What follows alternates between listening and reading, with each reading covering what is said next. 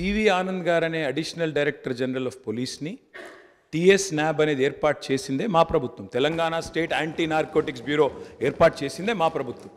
ఏర్పాటు చేయడమే కాదు, సివి ఆనంద్ గారిని అపాయింట్ చేయడమే కాకుండా దాదాపు 9 నెలల కిందటనే ఆ కార్యాచరణ కూడా ప్రారంభించి మొత్తం అన్ని జిల్లాల ఎస్పీలు అధ్యక్ష భిన్నాభిప్రాయం ఉంది అన్నారు. ఎక్కడుంది అధ్యక్ష భిన్నాభిప్రాయం? అధ్యక్ష, మేము ఒకవేళ భిన్నాభిప్రాయం ఉంటే మా ప్రభుత్వం ఎందుకు పెడుతుంది అధ్యక్ష? Telangana state anti narcotics bureau ఎందుకు పెడుతుంది?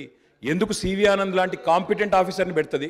సరే, మీరు తీసేసింది ఇవాళ ఆయన, అది వేరే విషయం. కానీ సివి ఆనంద్ లాంటి కాంపిటెంట్ ఆఫీసర్ ప్రభుత్వ వైఫల్యం కారణం కాదా? ఈ ప్రభుత్వం డ్రగ్స్కు సంబంధించి విచారణ మీద సిట్ వేసి ఆ సిట్లో ఉన్న అధికారిని అర్ధాంతరంగా ఎందుకు బదిలీ చేసిండ్రు?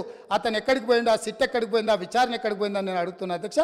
ఈ ప్రభుత్వం యొక్క వైఫల్యాన్ని కప్పిపుచ్చుకోవడానికి, విచారణలో లోపాలను దాచిపెట్టడానికి చేస్తున్న ప్రయత్నంలో నేనే స్వయంగా ఆనాడు 2017లో తెలంగాణ రాష్ట్ర ఉమ్మడి హైకోర్టులో పబ్లిక్ ఇంట్రెస్ట్ లిటిగేషన్ వేసి ఈ విచారణ మీద ఎన్ఫోర్స్మెంట్ డైరెక్టరేటు, డిఆర్ఐ, ఈ నార్కోటిక్స్ డిపార్ట్మెంట్ అన్నిటిని కూడా ఒక సిట్ను ఏర్పాటు చేయాలని హైకోర్టులో కేసు వేస్తే 2021 వరకు నేను కొట్లాడితే తెలంగాణ రాష్ట్ర హైకోర్టు ఈడీకి మొత్తం సమాచారాన్ని చేసిన విచారణను బదిలీ చేయమని హైకోర్టు ఆదేశాలు ఇచ్చిన ఈ రాష్ట్ర ప్రభుత్వం వివరాలన్నీ దాచిపెట్టింది అధ్యక్ష.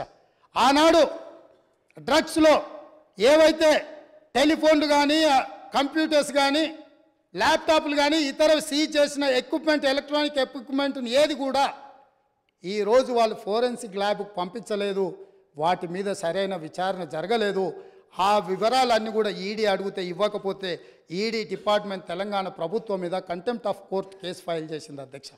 నేను అడుగుతున్న అధ్యక్ష మీ ద్వారా ప్రతిపక్షాన్ని, ఈ రాష్ట్రాన్ని పంజాబ్ రాష్ట్రాన్ని మీరు చూసిండ్రు.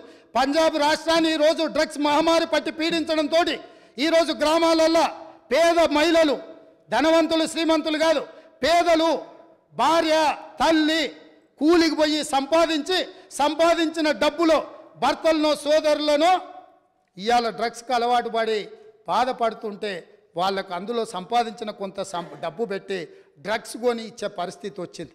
రాష్ట్రమే నిర్వీర్యం అయిపోతుంటే, యువత డ్రగ్స్ బారిలో పడి చచ్చిపోతుంటే, తెలంగాణ రాష్ట్రంలో పూర్తిగా కూకటి వేళ్లతో పెకిలించి వేయాల్సిన ఈ డ్రగ్స్ మహమ్మారి విషయంలో ఎందుకు విచారణలో ఈ ప్రభుత్వం ఆనాడు జాప్యం వహించింది? ఎందుకు నిర్లక్ష్యం వహించింది? ఎందుకు దీని మీద చర్యలు తీసుకోవడానికి నార్కోటిక్ డిపార్ట్మెంట్కు, డిఆర్ఐ డిపార్ట్మెంట్కు, ఈడీ డిపార్ట్మెంట్కు ఎందుకు సంపూర్ణమైన సమాచారాన్ని ఇవ్వలేదని నేను అడుగుతున్నా అధ్యక్ష.